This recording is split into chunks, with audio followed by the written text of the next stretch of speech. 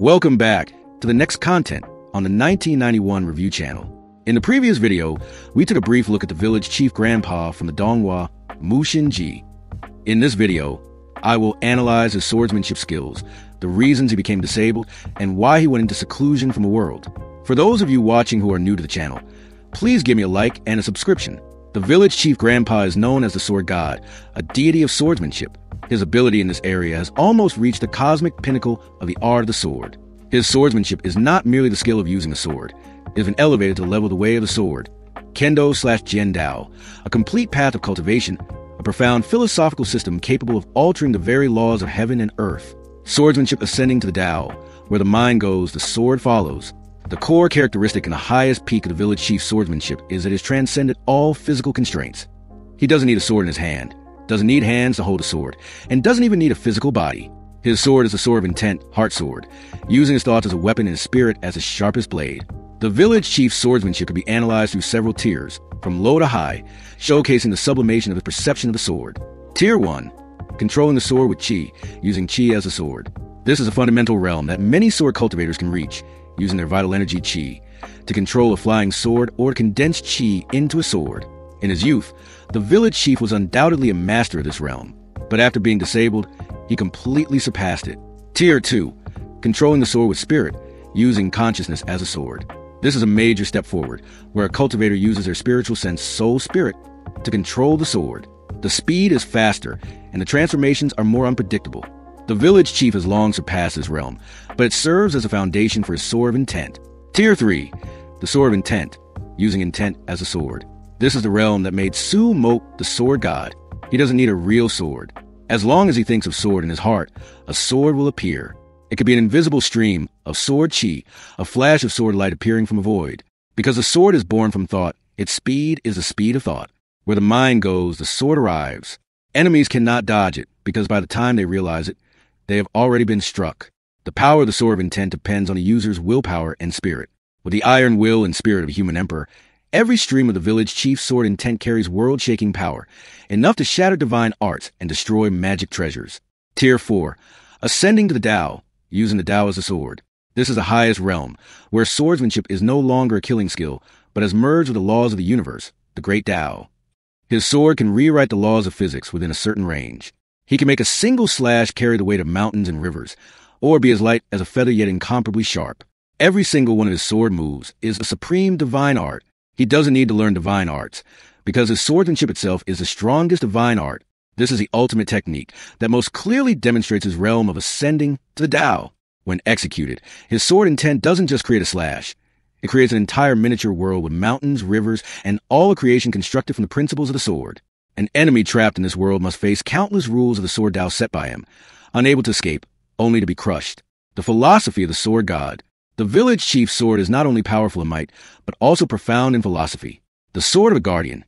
Despite being an invincible sword god, his sword does not carry blind killing intent. It is the sword of the human emperor. Its purpose is to protect humanity and resist oppression. It contains the will and aspirations of an entire race. The sword of enlightenment. He uses his sword to speak, to convey principles. When he instructed the Eternal Peace Imperial Preceptor, he didn't teach moves, but used his sword intent to enlighten, helping the Imperial Preceptor to comprehend his own path of the sword. This is the realm of a great teacher.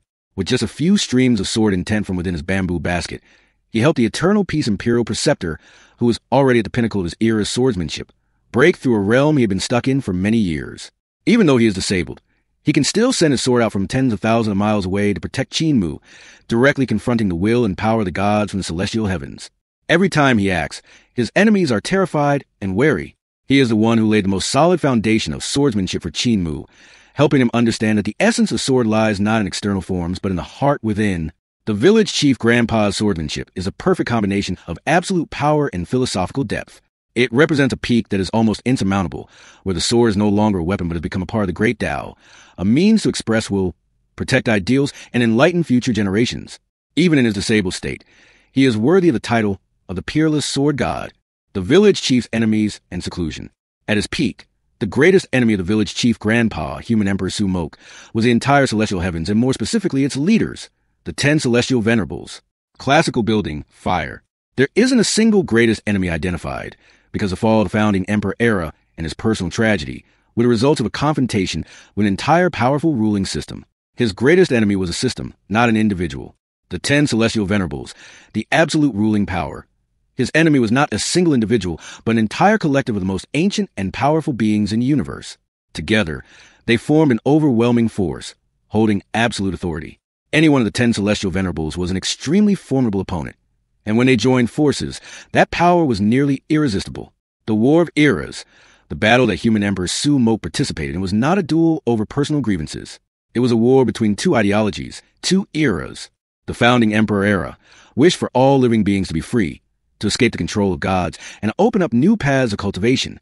The celestial heavens wanted to maintain the old order, where the ancient gods ruled eternally and all beings were forever subservient. Celestial Venerable Hao, the most prominent figure. Despite having to face all 10 celestial venerables, Celestial Venerable Hao is often seen as the leader and the most representative figure of the celestial heavens' power. He is one of the strongest, most ambitious, and the one who directly caused many tragedies for the experts of the founding Emperor era. Therefore, if one had to point out the most iconic enemy, it would be Celestial Venerable Hao. So, it can be said that the village chief grandpa's greatest enemy was not a person, but the entire old order maintained by the celestial heavens and the 10 celestial venerables. He failed not because he was weaker than any single individual, but because he stood up against a colossal and ruthless system of domination. Why did the village chief grandpa go into seclusion?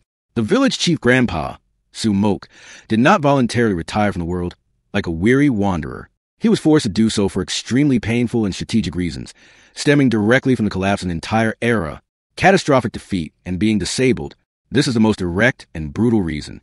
In the great war against the celestial heavens and the 10 celestial venerables, the founding Emperor era, for which he was a standard bearer, was utterly defeated. He himself, an invincible sword god, had both his arms and legs severed by the enemy. Although he could later use his sword of intent, the loss of his limbs severely diminished his power compared to his golden age. He was no longer capable of facing the entire celestial heavens head-on alone. His disabled body is a painful reminder of the fall of an era, a humiliation the enemy wanted to brand upon those who dared to resist them, to protect his comrades. After the war, not only the village chief but most of the surviving experts of the founding emperor's side were heavily injured. The cripple lost his legs. The apothecary was disfigured. They needed a safe place to hide, avoiding the celestial heavens' pursuit. The celestial heavens would never leave the remnants of the old era in peace. Retreating to the remote great ruins and establishing a village of disabled people was the best way to hide their identities and avoid being hunted down and eradicated. As a leader, he had a responsibility to protect his brothers in arms. Seclusion was the way to preserve everyone's lives. A strategic retreat to await the future. The village chief's seclusion was not about giving up, but a strategic retreat to wait for the future. He understood that his era was over. Continuing to fight blindly would only lead to complete annihilation. Stepping back was the only way to have a chance for a future comeback. The ultimate purpose of hiding was to find and devote all his efforts to training a successor who could complete their unfinished work. And that person was Tan Muc. The entire disabled elderly village gambled their future on the overlord body child they had collectively raised. The village chief grandpa did not choose seclusion. He was forced into it.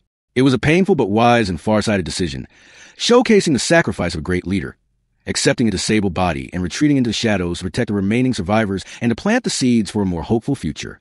The legend of his peak battles. Unfortunately, although the village chief grandpa, Tan Muc, is described as the invincible sword god of the founding emperor era, the plot of Muc does not detail any specific peak battles of his from that previous era.